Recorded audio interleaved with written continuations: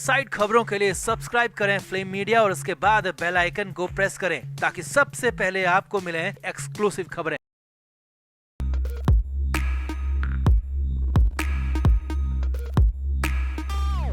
महाराष्ट्र में दूसरे फेज की वोटिंग से ठीक पहले सियासी महाभारत छिड़ गया है, क्योंकि देश के गृह मंत्री अमित शाह ने उद्धव ठाकरे पर अब तक का सबसे बड़ा, सबसे करारा हमला किया है। और इतना बड़ा और तीखा हमला है कि उद्धव ठाकरे से जवाब देते नहीं बन रहा। उद्धव ठाकरे की बोलती बंद हो गई है, मुंह से शब्द नहीं निकल रहे। ऐसा लग रहा है कि मुंह जैसे सिल दिया गया हो। जी हाँ, कांग्रेस नेता सोनिया गांधी का नाम तक यहाँ अमित शाह ने ले लिया। यहाँ तक कह दिया कि उद्धव ठाकरे सोनिया गांधी के इशारों पर चलते हैं। राम मंदिर को लेकर भी ऐसा ही हुआ था, पूरी तरह से चीथड़े उड़ा दिए, जिसके बाद उद्धव ठाकरे की जो हालत हुई है वो हैरानी भरी है। जी हाँ, ऐसा क्यों हुआ है, उद्धव ठाकरे की हालत को क्या हुआ और अमित शाह ने क्या कहा, सब कुछ आपको बताते हैं। आप इस वीडियो को शेयर करें और कमेंट करके अपनी राय जरूर दें कि क्या वाकई में अब उद्धव ठाकरे ने हार मान ली है। कमेंट जरूर करें।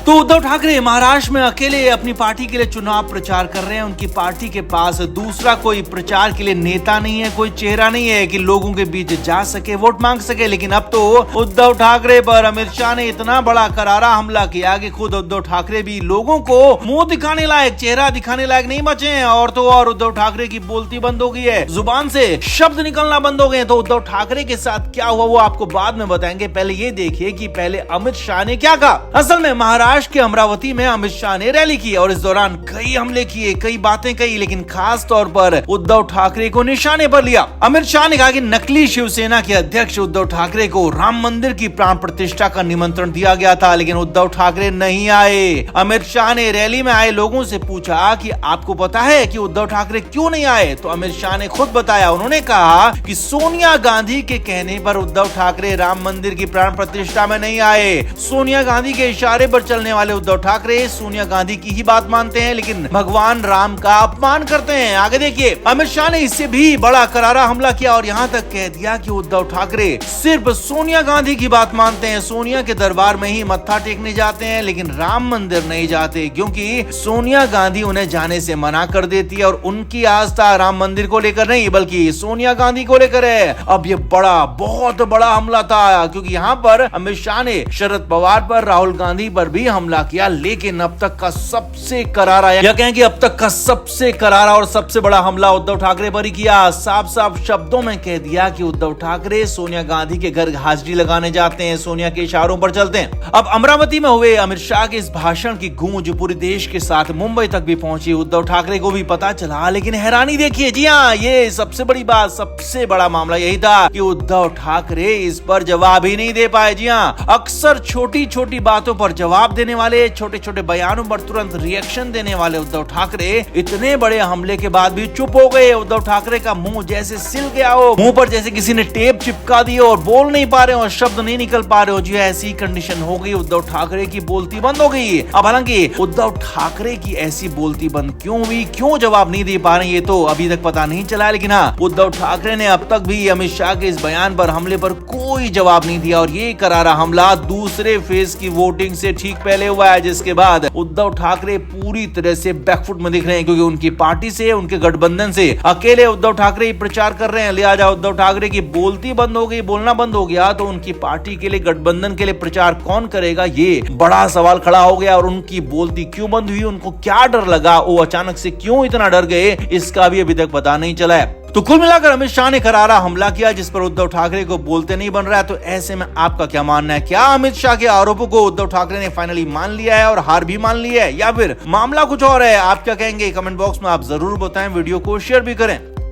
तो महाराष्ट्र के पूर्व मुख्यमंत्री उद्धव ठाकरे चुनाव मैदान में अपने प्रत्याशियों के लिए जान लगा रहे हैं। अकेले दम पर चुनाव को जिताने की कोशिश कर रहे हैं और अकेले सारे प्रत्याशियों के लिए प्रचार कर रहे हैं। अब इस बीच उद्धव ठाकरे ने कुछ ऐसा कह दिया जिसके बाद बवाल मच गया, और न सिर्फ बवाल बल्कि बड़ा राजनीतिक मुद्दा बन गया। खुद उद्धव ठाकरे के लिए जी का जंजाल बन गया, क्योंकि विरोधियों ने इसे लपक लिया। महाराष्ट्र के मुख्यमंत्री एकनाथ शिंदे ने इस मामले को सीधा पकड़ा और उल्टा उद्धव ठाकरे पर ही करारा हमला कर दिया, उनकी पोल खोल दी। महाराष्ट्र के पूर्व मुख्यमंत्री उद्धव ठाकरे ने बुल्ढाना में एक जनसभा की और यहाँ उद्धव ठाकरे बोलते बोलते भावनाओं में बह गए और उन्होंने एकनाथ शिंदे को नीच कह दिया। उद्धव ठाकरे ने महाराष्ट्र के सीएम और अपने अपने ही पुराने साथी शिंदे को नीच कहा और ये भी कह दिया कि उन्होंने नीच हरकत की, पार्टी के साथ बगावत की, विरोधियों का साथ दिया। और साफ साफ उद्धव ठाकरे ने ये भी कहा कि सीएम शिंदे नीच हैं, निचले हैं, गिरे हुए हैं। अब उद्धव ठाकरे ने ये तो बोल दिया, मगर इसके बाद असली बवाल शुरू हो गया। महाराष्ट्र के मुख्यमंत्री एकनाथ शिंदे ने कहा कि ये मुझे नीच नहीं कहा गया, बल्कि मेरे जैसे गरीब किसान के बेटे को नीच कहा गया है और ये हम सभी गरीबों का, किसानों का मजाक है, उन्हें नीच कहा गया है। शिंदे ने आके कहा कि ये उन्हें पच नहीं रहा है कि गरीब का बेटा, किसान का बेटा मुख्यमंत्री बन गया। एकनाथ शिंदे ने आगे कहा कि उद्धव ठाकरे हमेशा राजा बने रहना चाहते थे, वो गरीब किसानों को गरीब बनाकर ही रखना चाहते थे।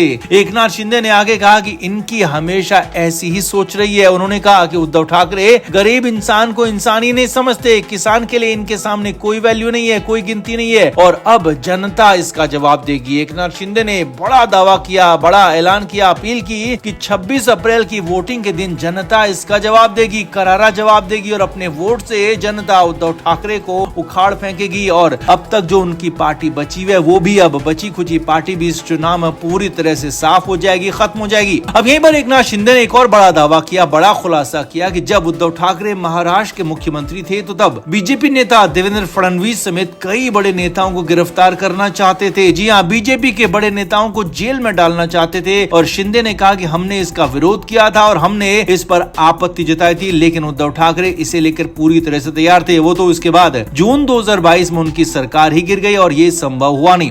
तो कुल मिलाकर उद्धव ठाकरे का बयान ये भारी पड़ सकता है, उल्टा पड़ सकता है। हालात ये हो गए कि उद्धव ठाकरे के लिए ये बयान ना तो उगलते बन रहा है और ना ही निगलते बन रहा है, क्योंकि मुख्यमंत्री एकनाथ शिंदे ने इस पर न सिर्फ करारा हमला किया बल्कि पुरानी पोल पट्टी भी खोल कर रख दी। तो आपका इस पूरे मामले पर क्या कहना है, कमेंट बॉक्स में आप भी जरूर बताएं, वीडियो को शेयर भी करें।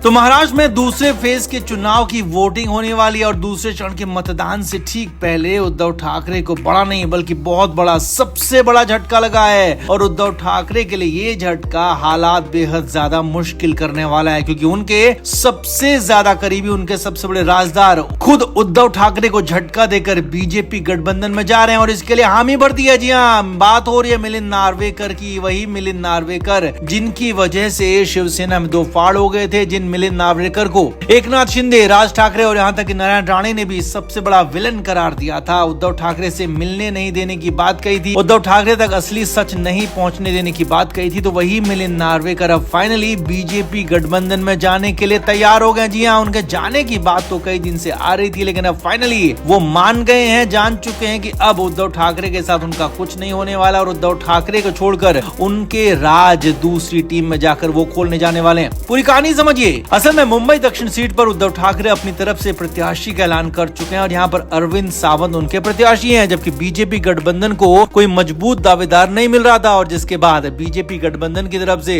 मिलिंद नार्वेकर को अप्रोच किया गया। इससे भी बड़ी बात खबर यह है कि मिलिंद नार्वेकर मान गए हैं। अंदर की खबर यही है कि मिलिंद नार्वेकर ने इस पर हामी भर दिया और दक्षिण मुंबई सीट से चुनाव लड़ने पर भी अपनी सहमति जता दी है, यानी कि फाइनली उद्धव ठाकरे के बेहद करीबी राजदार मिलिंद नार्वेकर उनका साथ छोड़ने वाले हैं। और इतना नहीं, मिलिंद नार्वेकर का जाना सिर्फ इतना नुकसान नहीं है कि एक सीट पर उद्धव ठाकरे को मुश्किल हो सकती है, बल्कि संकट इससे कहीं बड़ा है, कहीं ज्यादा है। मिलिंद नार्वेकर उद्धव ठाकरे का एक एक राज जानते हैं, एक एक बात जानते हैं और उद्धव ठाकरे जो भी बात कहते हैं, करते हैं, उसके बारे में मिलिंद नार्वेकर को पहले से ही पता होता है, क्योंकि नार्वेकर ही उद्धव ठाकरे के सलाहकार रहे हैं, नार्वेकर ही सबसे करीबी रहे हैं और यहाँ तक कि एकनाथ शिंदे गुट ने जो बगावत की थी उसकी वजह भी उद्धव ठाकरे से ज्यादा मिलिंद नार्वेकर को माना जाता है। अब हालांकि खबर है कि शुरुआत में शिंदे गुट नार्वेकर पर तैयार नहीं था, क्योंकि दक्षिण मुंबई सीट बीजेपी गठबंधन में शिंदे गुट को मिली है, लेकिन जब अमित शाह का दखल हुआ, जी हाँ, सूत्रों के मुताबिक अमित शाह ने दिल्ली से इस पर बड़ा फैसला लिया और कहा कि जीतने वाला कैंडिडेट लाया जाए, दक्षिण मुंबई सीट पर ऐसा कैंडिडेट हो जो कि चुनाव जीत सके और उसके बाद ही शिंदे गुट को भी मानना पड़ा। फाइनली मिलिंद नार्वेकर की बीजेपी गठबंधन में एंट्री होने जा रही है, उनको अप्रोच किया गया, उनको ऑफर दिया गया और फाइनली वो मान भी चुके हैं और लिहाजा मिलिंद नार्वेकर अब फाइनली बीजेपी गठबंधन के साथ जुड़ने जा रहे हैं और बहुत जल्द इसका खुलेआम ऐलान भी हो जाएगा।